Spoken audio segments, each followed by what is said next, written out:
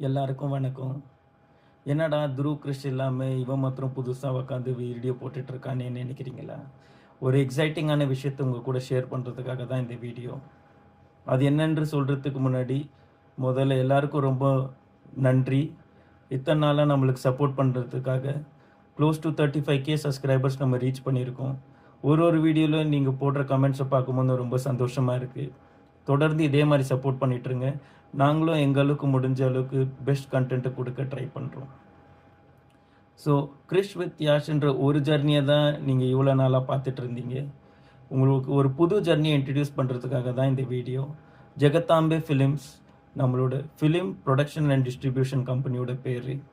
நம்ம பைசன் என்ற தமிழ் படத்தை ஆந்திரா தெலுங்கானாவில் டிஸ்ட்ரிபியூட் பண்ணியிருந்தேன் இதுக்கு முன்னாடி.